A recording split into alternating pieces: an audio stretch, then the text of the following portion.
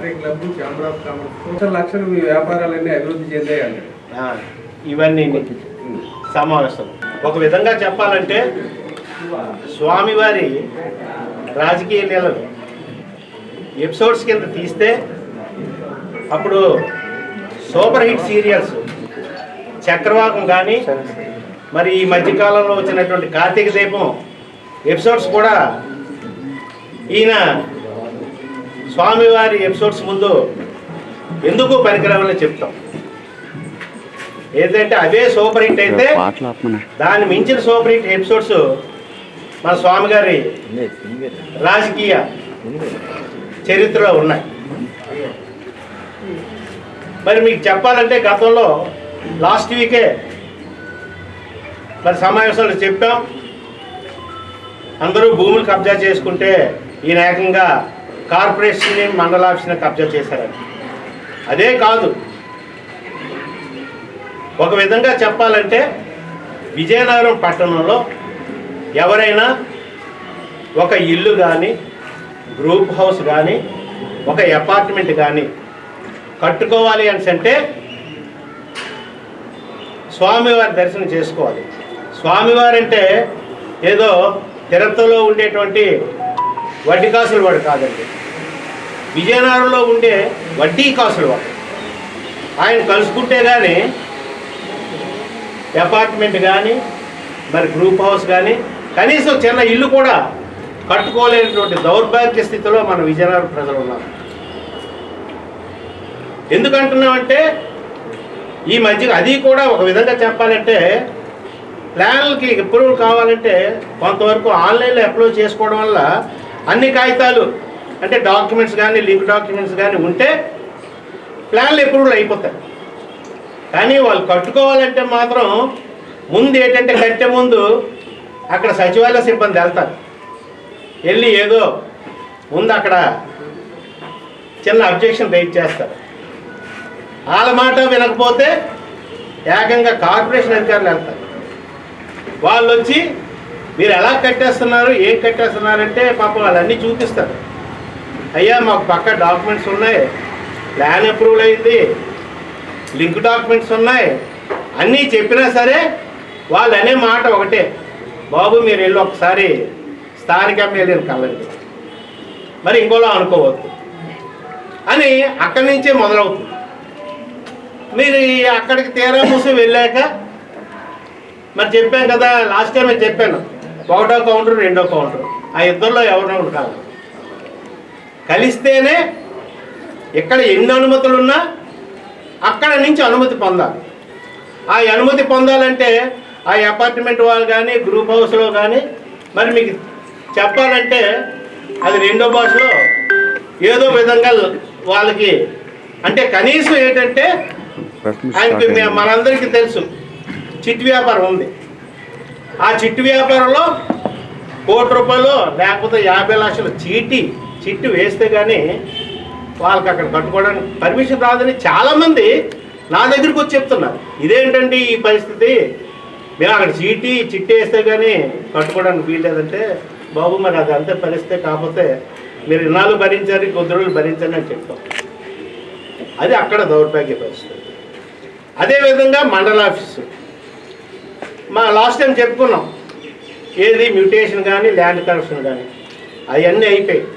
తర్వాత వాళ్ళు లేఅవుట్ వేసుకోవాలి కదా, లేఅవుట్ వేసుకోవాలని అంటే కనీసం 10 ఎకరాలు, 15 ఎకరాలు, 5 ఎకరాలు మన చుట్టుపక్కల లేఅవుట్ వేసుకుంటే వాళ్ళు లేఅవుట్ వేసుకోవడానికి వీల్లేదు, మళ్ళీ స్వామివారి అనుమతి పొందాలి.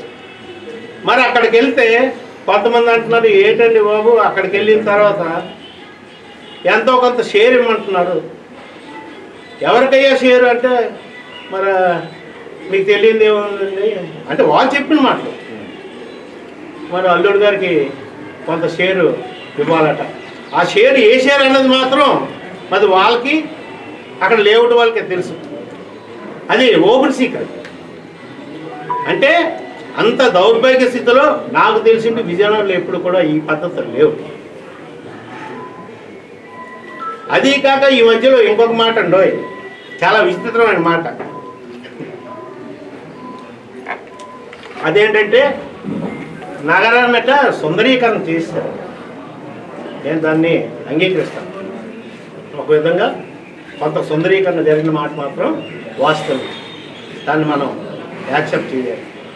అయ్యా, ఆ సుందరీకరణ ఏ విధంగా జరిగింది, ఏ నిధులతో జరిగింది, అది ఒక్కసారి మీరు శ్వేతపత్రం రిలీజ్ చేస్తే మాలాంటి వాళ్ళు అందరూ కూడా సంతోషిస్తారు. ఏం చేద్దంటే నాకు తెలిసినంత వరకు కూడా గత కార్పొరేషన్ నిధులు అప్పుడు ఒక విధంగా చెప్పాలంటే సక్రమంగా వినియోగించలేక సుమారు నాకు అది కూడా నేను ఇన్ఫర్మేషన్ యాక్ట్ కింద అడిగాను అండోయ్. ఎందుచేతంటే అవి పేపర్లన్నీ వచ్చిన తర్వాత పక్కాగా మీకు చెప్తాను. అక్కడ ఏంటంటే నాకు తెలిసిన బాగట వరకు కూడా 70 నుంచి 80 కోట్ల వరకు గత ప్రభుత్వ నిధులు ఉండిపోయాయి. ఆ ఉండిపోవడం వల్ల ఈ శతశంకుస్థాపన కార్యక్రమం మొదలెట్టారు. ఆ శతశంకుస్థాపన నిధులు ఏమైనా ప్రస్తుత గవర్నమెంట్ నిధులు కాదు, అవి పాత గవర్నమెంట్లో అప్పుడు అశోక్ గజపతిరాజు గారు కేంద్ర మంత్రిగా ఉండేటప్పుడు మన కార్పొరేషన్కి చాలా నిధులు తెప్పించారు, కేంద్ర నిధులు. ఆ నిధులన్నీ మన దురదృష్టం ఏంటంటే గత కార్పొరేషన్ వారు ఖర్చు పెట్టలేక ఈయనకు విడిచిపెట్టేశారు. అది అయిపోయింది.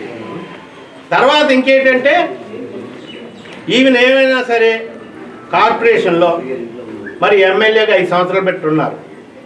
కార్పొరేషన్లో ఎమ్మెల్యే నిధులు ఇచ్చి ఏ రోడ్లు కానీ ఏ లైట్లు కానీ వేశారో ఒక్కసారి ఆయన నోటితో చెప్తే నేను చాలా సంతోషిస్తాను. ఏం చేద్దంటే ఆ నిధులన్నీ కూడా కార్పొరేషన్ నిధులు.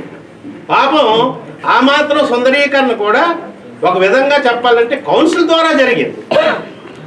అక్కడ మేయర్ అనే పేరే లేదు పాపం.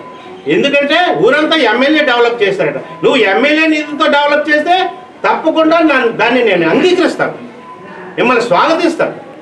సొమ్ము ఒకటిది సోకొకటిలాగా కార్పొరేషన్ నిధులు అక్కడ పాపం మేయరు కార్పొరేటర్స్ డమ్మీ చేసేసి ఆ నిధులతోని ఈ మాత్రం కొద్దిపాటి, అది కూడా మనందరికీ తెలుసు.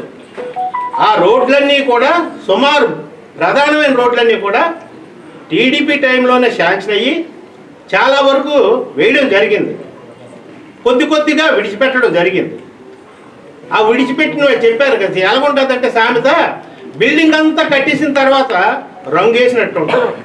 ఆ రంగు వేయగానే అందం కనిపిస్తుంది, పాపం బిల్డింగ్ కట్టిందంతా మర్చిపోతారు. అలాగా ఈయన రంగు వేసేసి మెరుగులు దిద్దేసి ఒక విధంగా చెప్పండి చేసిన పని ఏంటంటే రోడ్లు కొన్ని అసంపూర్తిగా ఉన్నాయి, కంప్లీట్ చేసి మధ్యలో డివైడర్ పెట్టేసి లైట్లు వేసేసి చిన్న లైటింగ్ పెట్టారు.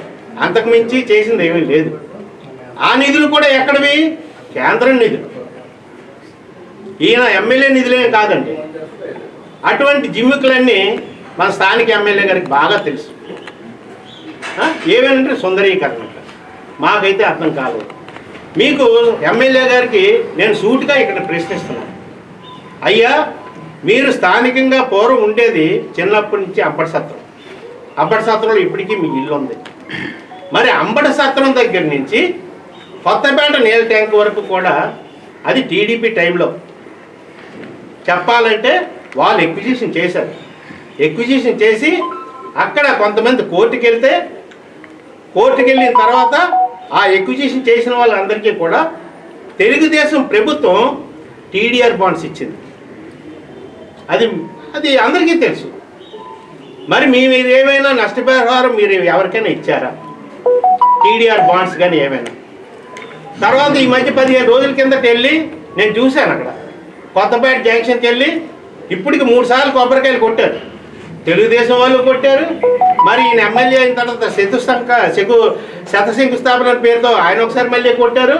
మళ్ళీ దగ్గరలో ఎలక్షన్స్ వచ్చేస్తానని చెప్పి ఒక 15 రోజుల కిందట వెళ్ళి మళ్ళీ కొబ్బరికాయ కొట్టి వెనకాల జేసీబీ ఒకటి, అంటే రేపటి నుంచే పడిపోద్దని. ఏమైనా పడిపోయిందా? నేను ఒకసారి ఆయన ప్రశ్నిస్తున్నాను, అక్కడ ఎవరికైనా టీడీఆర్ బాండ్స్ ఇచ్చావా? అవేమీ లేదు. మీకు ఇంకా ఉదాహరణ చెప్పాలంటే ఆయన ఎందుకంటే 2004లో మరి మీ అందరికీ తెలుసు, ఆయనతో పాటు స్వర్గీయ అవనావ్ సూర్యబాబు గారు నేను కూడా విన్నదాలుగా ఉండి చేశాం. ఆ టైంలో గంట స్తంభం దగ్గర నుంచి కన్యకా పరమేశ్వర కోవిల్ వరకు కూడా రోడ్ వైడింగ్ జరిగింది. ఆ ముందర కూడా మూడులంతలు కూడా. ఎందుకంటే నాకు ప్రత్యక్షంగా తెలుసు, చాలామంది ఏ ప్రాంతంలో అందరూ మా స్నేహితులు ఉన్నవాళ్ళే. ఏం చేద్దంటే పట్టణం అందరితో కూడా అనుబంధం కలిగి ఉన్న వ్యక్తులు మేము. అయితే ఆ రోజు ఎవరైనా సరే ఏమండి మా షాపులన్నీ కొట్టేస్తున్నారు అంటే నగరం అభివృద్ధి చేయొద్దు ఏంటన్నారు. చెయ్యండి సార్, మంచిదే, నగరం అభివృద్ధి చేయండి, కానీ గవర్నమెంట్ తరఫున ఏమైనా మాకు ఇవ్వగలిగితే ఎంతో కొంత ఇవ్వండి అని చెప్పి అడిగితే అక్కడి నుంచి జవాబు ఏంటి తెలుసండి, స్పష్టంగా నేను కూడా ఉన్నాను, నేను చేద్దాం నీ పక్కనే ఉన్నాను, మీకు 60 అడుగులు కావాలా, మీకు ఏమైనా నష్టపరిహారం కావాలంటే 80 అడుగులు చేసేస్తాను, 80 అడుగులు చేసి నష్టపరిహారం గురించి అప్పుడు ఆలోచిస్తాను. అంటే ఎవరైనా పాపం 60 అడుగులకే చాలా షాపులు లేచిపోయి, ఇక 80 అడుగులు ఇస్తే సగం షాపులు కూడా పావుల షాపులు కూడా ఉండవు. అంటే అటువంటి మడత పేచి ఎవరికి తెలిసే అంటే మన స్థానిక ఎమ్మెల్యేకి తెలుసు. అలాగే ఏ ఒక్కరికి కూడా కనీసం 10 రూపాయలు టీడీఆర్ బాండ్ కూడా ఇవ్వకుండా దౌర్జన్యంగా వాళ్ళ దగ్గర ఒక విధంగా చెప్పాలంటే బెదిరించి రోడ్డు వేయించారు. అది ఎంతవరకు సమంజసం? ఇవన్నీ కూడా చెప్పాలంటే చెప్తున్నాను కదండి, చాలా ఉన్నాయి, చాలా దౌర్జన్యాలు, ఏటో సుందరీకరణ, ఏదో అభివృద్ధి, అంతా కూడా అవినీతిమయంతో ఖచ్చితంగా చెప్పగలను. గత కొద్ది కాలంలో మేము చాలా ఇన్ఫర్మేషన్ యాక్ట్ కింద పెట్టాం, అవి వస్తాయి. నువ్వు చాలా గొప్పగా చెప్తావు అవినీతి జరగకుండా చేస్తున్నావు అని చెప్పి. నిజమే, దాన్ని ఒప్పుకుంటాను. అవినీతి జరగకంటే అక్కడ ఆయన బట్టలు కొడితే ఇక్కడ అకౌంట్లో డబ్బులు పడుతున్నాయి, అంతవరకు మాత్రం అవినీతి జరగట్లేదు, దాన్ని నేను యాక్సెప్ట్ చేస్తాను. అయ్యా అవినీతి జరగకూడదంటే ఒక్కసారి సబ్ రిజిస్టర్ ఆఫీస్కి వెళ్ళండి, అక్కడ కనీసం పేదవాడు ఇల్లు రిజిస్ట్రేషన్ చేసుకోవాలని అంటే అవినీతి జరగకుండా ఏమైనా రిజిస్ట్రేషన్ అవుతుందా? ఒక ఎంఆర్ఓ ఆఫీస్కి వెళ్ళి ఏదైనా పని చేసుకోవాలంటే ఏదైనా అవినీతి జరగకుండా పని జరుగుతుందా? అదే మీ కార్పొరేషన్ ఆఫీస్కి వెళ్ళి ఏదైనా పని జరుపుకోవాలంటే అక్కడ ఏమైనా అవినీతి జరగకుండా పని జరుగుతుందా? దీనికి మీరు జవాబు చెప్పండి. నేను అవినీతి లేనటువంటి ప్రభుత్వాన్ని నా దీంట్లో చూస్తున్నాను చెప్తున్నాడు. ఇది ఎంతవరకు సమంజసం నేను అడుగుతున్నాను. ఇదే కాదండి, చాలా విషయాలు ఉన్నాయి. మీకు చెప్పాను కదా, కోకొల్లలు అన్నీ ఒకసారి చెప్తే మీకు అనకూడదు, కానీ మీరు మహా అయితే 2-3 నిమిషాలు చెప్పగలరు, చూపించగలరు. కానీ ఎపిసోడ్స్ ఉన్నాయి కదా, తప్పకుండా భవిష్యత్తులో ఆధారాలతో సైతం ఎక్కడెక్కడ అవినీతి జరిగిందన్నది ఆధారాలతో సైతం మీకు చూపిస్తానని ఈ సభాముఖంగా మీకు తెలియజేస్తున్నాను.